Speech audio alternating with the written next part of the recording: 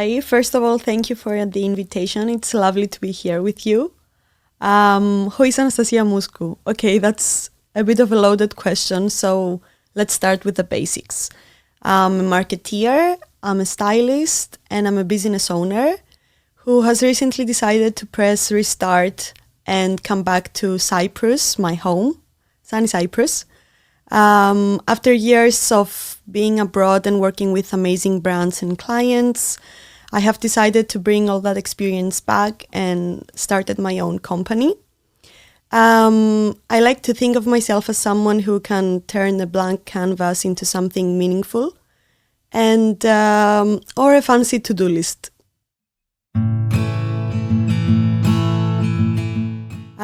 It all started with a vision. I always wanted to do something of my own and something different, something fresh and bold.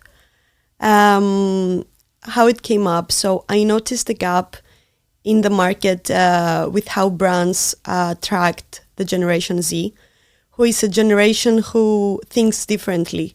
They are very fast-paced, they are very direct, very authentic, and a bit unconventional, let's say it. So I thought that I could bridge that gap and talk to them directly and attract them with the right marketing. So this is how my business was founded.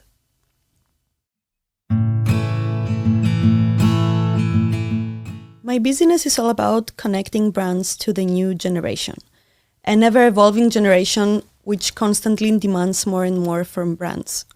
Our agency is called Velvet Lavender & Co., and we focused on 3 key pillars, that is branding, marketing, and content. And we pride ourselves in doing things differently. We try to constantly push boundaries and come up with different, fresh ideas that resonate with the audiences. We want to believe that we have successfully bridged that gap and we speak their language, authentic, creative, and fresh.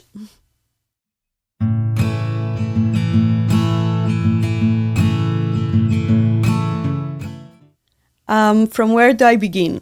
The first challenge was delving into a very saturated market. I had to prove myself and establish myself and my brand and make people aware of what we're doing differently. The second obstacle was balancing my ambition with reality.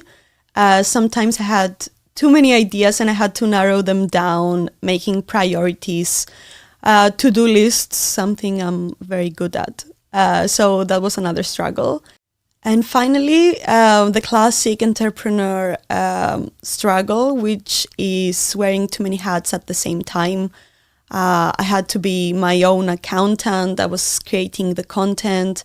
I was keeping finance books, from being a strategist to a marketeer, everything at once. This is a problem I still have, but it's becoming better and better. So I'm very happy, though, for all my challenges because they were great lessons.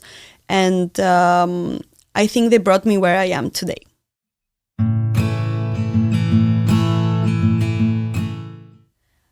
I think it's still early days to call it a success. I think there's always more room for growth and improvement. But the thing that makes me the happiest and I consider success is seeing my clients happy and making true impact with their brands, connecting to the new generation, resonating with them, learning how to speak their language. I think together, when we brainstorm and when we formulate strategies, I think seeing them happy and seeing them understand marketing a bit more, that's the greatest success for me. And this is what keeps me motivated to continue. And that's the reason I started in the first place.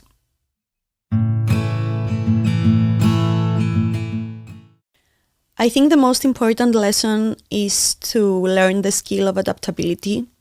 Things don't always go the right way. Sometimes things go south and you have to be adaptable and be able to embrace the change and figure out what you're going to do in a very short time. The second most important is patience. Success doesn't happen overnight, so you have to be in a position to understand that the seeds you plant will flourish eventually, and you have to keep trusting the process of the seeds.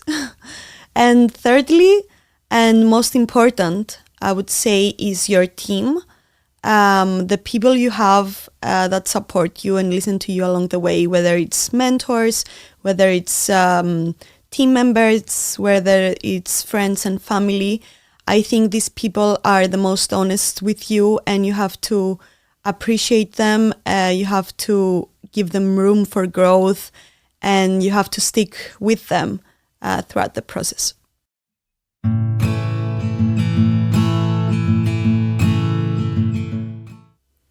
I think the first person that pops in my head is Emily Weiss. She's the founder of Glossier, a beauty brand that completely redefined what beauty is and how it's marketed.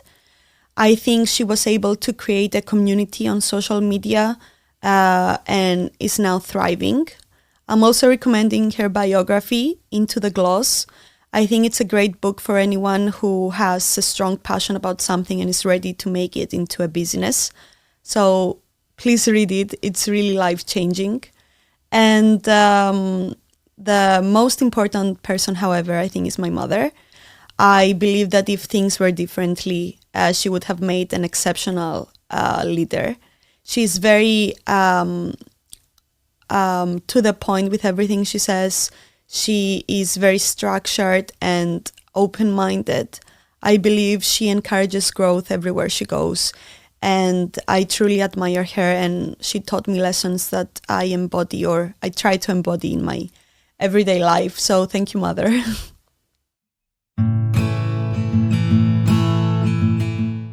I think the most important skill is to learn how to trust and listen to your own voice. I think society can influence us sometimes in a negative way. So finding and trusting that voice is crucial for anything you want to do as a woman entrepreneur. And secondly, it's all about practicing that skill of self-belief. If you don't trust and believe in yourself, then no one else will. So finding that inner power to trust the process and believe that what you bring to the table is important for you, and if it's important for you, you will find importance for other people as well.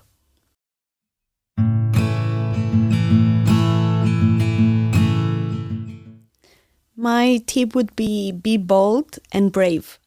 Don't wait for the perfect moment. It doesn't exist.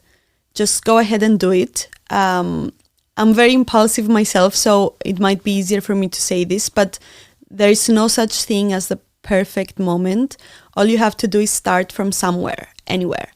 I think it's very important for women to be in leadership positions because I think the world needs us. We are natural empaths. And I think this is the most important quality for leaders, is to be empathetic and to lead with empathy. So don't be afraid to start. If you fall, remember that you're always falling forward. That's something I've learned this year, and I try to remember it. Whenever you are falling, you're actually falling forward. You keep making progress. You push boundaries. You keep trying, and even if you fail, it's at least a try that you've given your shot and you've learned something along the way. The world needs you, so don't be afraid. Just start, whatever it is. I'm sure that you will be able to find a way to communicate it with the world, and the world is ready to hear it.